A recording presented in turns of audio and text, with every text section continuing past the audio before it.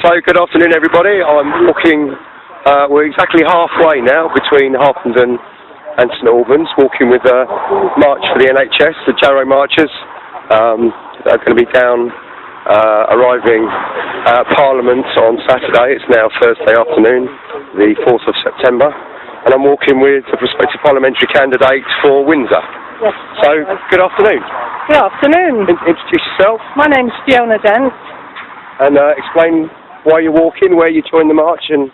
Right, well I took the train up to Newcastle 3 weeks ago, and I've walked all the way from Jarrow, which is something like 270 miles so far, and the purpose of the march is to tell people that our NHS is being privatised underneath our feet.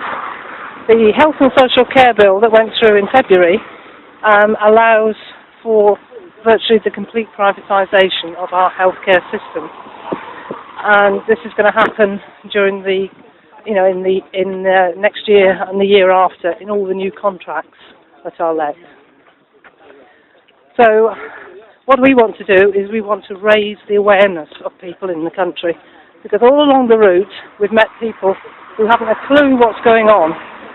Absolutely. Well, no one knows about care data. No. We've had comments from people all the way down. Why are you walking? Surely they're not privatising the NHS. It's in the public arena. People should know about it. And to be honest, the really big media corporations are just not covering it. Rupert Murdoch's papers, television companies, etc., have not covered it. Well, they've got a vested interest there, haven't they? So. Well, you could say that, but I am saying that. Yes. So that's what we're doing, raising awareness, making sure that people know, so that next year, come the election, they've got a choice. Now, who voted for the Health and Social Care Bill? The Lib Dems, virtually all of them voted for it. The Tories, virtually all of them voted for it as well. So, you work it out for yourself, whether you think that's a good idea or not. The alternative is that we have a US-style healthcare system. Now, anyone who's got relatives in the US will know about it. And it's not just people who are not insured who can't get healthcare. It's people who are insured, but the insurance companies work extremely hard to find ways to tell people they're not insured. Well, it's a fat and bloated system that's skewed to making money and not providing care. Oh, well, exactly. I mean, I pay my tax so that the government can use those taxes to provide public services for me. I do not pay tax so that it can be creamed off by shareholders. The private healthcare system is vastly overpriced. If you look at the prices of healthcare in the US, we have to look at the price of drugs and generics, and there's a great example there of vested interest and pricing. Yes, but I mean a very simple one, something that something that everybody has to pay for in the States is giving birth, because everybody gets born at some time. Now you can pay a year's salary for that in the States. That's a huge amount of money. Is that what people in Britain want? I don't think so. Everywhere we go, people are horrified by the privatisation, and it's about time that everybody woke up to the fact, and they actually started taking action themselves about it. Write to your MPs. Do something about it.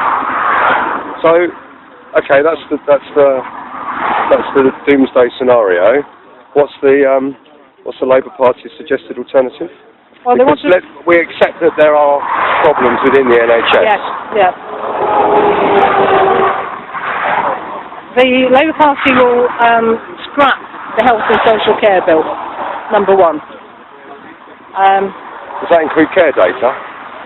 Where all our records are going out to a private company? Well, I would personally hope so, but we will find that out post the conference in September. Oh, okay. You got your big launch? Yes. Yeah, obviously, yes. Sorry, what was the question again? So what's your solution? What are your the Labour solution. Party? What are your solutions to the issues and problems that we all accept there are within the NHS? Yeah. Well, the other thing is, at the moment, the government are telling us there's not enough money to provide the £6 billion you need every year to provide a top-class NHS. Yep. There is that money. There are literally billions more than that are not being collected in corporation tax. Now, you tell me why that corporation tax is not being collected. There's no reason for it. They've cut the staff in Her Majesty's Revenue. And that section does not have the staff to actually investigate all the possible frauds and all the possible companies that are even inadvertently not paying their corporation tax. Okay. So we need to do that. We need to collect that money, and it needs to go on the NHS. And our national insurance contributions. Do you realise only 20% of our national insurance contributions go towards the NHS? Well, there's nothing constitutionally that says that any tax raised goes to what it says it's meant to be spent on, is there? I know that. So, tax coffers is just one big pot that they decide to divvy out each year. So that's true, but people pay their national insurance because for them it is a form of insurance. Now, it's not right that people work all their lives, 40, 50, sometimes 60 years, and pay into these schemes, and then they're told they've got to go and get private insurance. I have I go out and knock on lots of people's doors. I've got a colleague in Ascot, near Windsor. Yep. And he needed a double cataract operation because he's going blind. And he was refused it on the NHS on the basis that he was no longer working. Now, he's 70 years old. Not a viable economic prospect.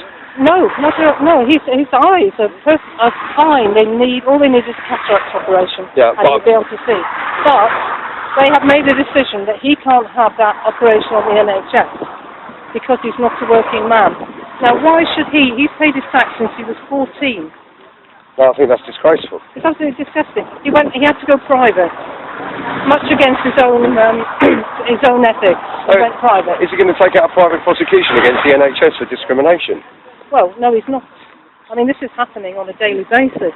Cataracts, painful varicose veins, all the sort of lower ends of the surgical conditions. They're making people go private already.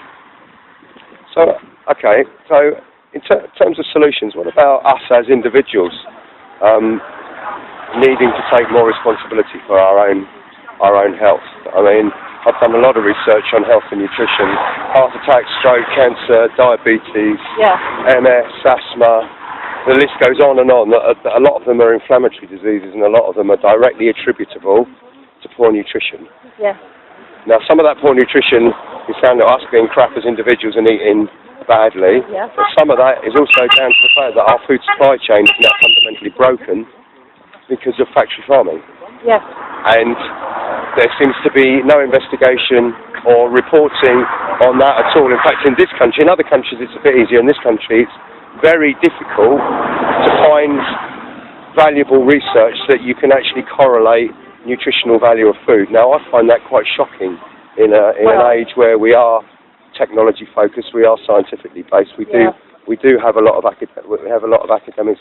We're renowned globally for our research, and yet there is very little out there, apart from a few reports that indicate that the nutritional value of a lot of our food has significantly decreased over the last 30 or 40 years. Corresponding with that, you can look at the yields that farmers are taking per hectare or per acre. They've gone up 3, 4, sometimes tenfold over the last 50 years. Yeah. But that's all about yield. There's no mention there. There's no thought there about nutrition. There's a very close connection there. Yes, but that's my point. That's what I'm saying. And actually, if we were to take the reins of that, we could. A lot of the services that the NHS are providing today would become unnecessary because we would improve our own health. We wouldn't need to be going to the doctor. We wouldn't need to be going to hospital. You're preaching to the converted. Yeah, so we're on the same on the same page. So, what's the Labour Party's plans around there? What's their thinking to grasp that? Because I see that as a quick and easy win. Yeah. Welcome to St Albans! So, nutrition. Over to you. Yeah. I can't give you chapter and verse what the Labour policy is on agriculture. But this is about joined up thinking though. This is agriculture and health, nutrition. I can give you what my opinion is. Okay. And my opinion is that we've got the stats on the antibiotics, for example, on how we're all becoming immune to antibiotics. And it's not fair to blame the GPs for that all the time, which is what is happening. Because in actual fact, the vast majority of that antibiotics that we consume is through meat. That is raised, often in this country, where vast amounts of antibiotics are used to help beef cattle to grow very, very large. So industrial farming is harming our health. There was a very interesting Horizon programme a week or so ago where they looked at eating meat and whether it damaged our health. Yes. And they went out to the States and looked at sort of factory farming cattle where they were in pens. They were allowed to roam around. Yeah. But they were feeding them a whole mixture of pretty much industrial waste. Yeah.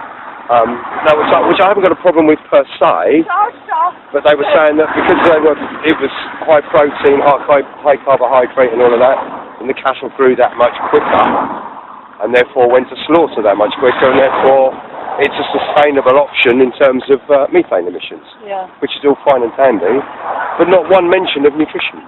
No. Not one mention of how the quality of that meat and how it compares and whether it's dangerous at all. And it seems to me in an era where we need to be careful, we need to be cutting down on all sorts of things, and yet we don't seem to be setting policies that guide what's going on. It's still left to the free market. No, I'm right on board with that. My mother's a vegan and a vegetarian. She brought me up as a vegetarian. Yep. And one of her neighbours has taken her around one of these industrial farms in Cornwall. It's the biggest farm of its kind, I think, in Britain, or it was, certainly is in the southwest, where they have all the cows kept indoors and they go round and round on a sort of, I don't know what you call it, on a roundabout almost. They never see sunlight. Oh, they're just walking on a treadmill to keep them moving, but they're effectively not moving. And they move in and out of the milking pens, that kind of thing. And they have a washing system to wash all the slurry away. Yep. But those cows never walk on grass, they never eat grass, and they never live in the sunshine. Now, all animals, most mammals, need the sunshine. We do. It makes vitamin D in our bones, it's healthy, it's antiseptic, it's good for us. Yep. So what kind of cows are those, or what kind of cattle are they? It's not sustainable either. It's a disgusting thing to do to another creature, to actually keep it in that environment like it was an object. But we're now challenging some of the biggest lobbyers on the planet in terms of agro-farmers, agrochemical. Yes. I'm being cynical now that politics seems to go where the money is. Well, it doesn't seem to, that raises a whole interesting question. Well, don't get me started on that, because I grew up for a long time believing that politicians were there to not necessarily look after us in a nanny state sense, make the world a better place, but to make good decisions. Yeah. And I don't know whether that's because we're disconnected and politics is disconnected with people, and therefore it's partly our fault as individuals and the electorate for being lazy and not getting involved. But politicians seem to follow the money, and they follow the easy route, and they want an easy life, and we've ended up with a shit situation. Well, what I'd like your listeners to consider is how we fund the electoral system. Now, at the moment, it is funded basically by corporations donating money to political parties. The only political party that gets a sizable amount of its funds from members is the Labour Party. And you're struggling with that. And we struggle. We always struggle to make. And constitutionally, wasn't there a big vote on that last year, constitutionally? Yeah, the split from the unions? There's a lot going on that, yes, and it's we're going down a different route. But if we had an electoral system that was funded by the state, okay, we'd have to pay for it out of our taxes, but it wouldn't be a huge amount. If we had that, and we had rules about how much could be spent for a general election or a local election, then you would not, and there was a sort of ceiling for corporations if they wanted to donate. No individual could donate more than £5,000. Then you would actually have a much more level playing field, and you would also have a situation where the corporations could not buy politicians. Well, I don't think anyone's going to. Well, I say anyone. That sounds pretty reasonable to me. But there's a lot of people out there who think, oh no, we're not paying for the electoral system, that's just giving the politicians more money. They need to think about that, because what's happening at the moment is the corporations who have got so much power because they are in a position to do that. Yes. Okay. So, we're in St Albans. Fantastic. I've been here for years. Not far to go now. So, summing up then, I'm interested, so I think as a party you still have poor perception with the public. What would you say to people to consider voting for the Labour Party if they've never voted before or looked away in the past? Or looking away at the moment, sorry. Well, I'm not really a great one for tribal politics, but what I would say about the Labour Party is that at the moment it seriously is the only party that is going to defend the NHS as a public service. Any other type of service, a private service, is going to be hugely expensive in the long run. In fact, it's already getting expensive. So we only have to look at the railways and the buses for that one. Well, yes, exactly. Water, energy. It's more expensive to get the bus from Harpenden to St Albans than it is the train. Yeah, but you actually can create a nicer environment if you make positive choices about public services and say, I'm happy to pay tax for my public services because in the long run it'll give me a better quality of life. Yes, okay. All right. So, good luck with the rest of the march, and what's happening when you get down to Parliament? What's happening there? Well, we're going to Trafalgar Square. We've got a massive rally there. So I think there are going to be feeder marchers in London joining us, and we're going to have speeches from a whole range of different guests. Billy Bragg will be there, of course, and it should be a really good day because we've had nothing but support all the way down, and I'm sure we'll get just even more support when we get to London. Brilliant. So, Fiona, thank you ever so much for talking to St Albans District News this afternoon. Good luck. Thank you.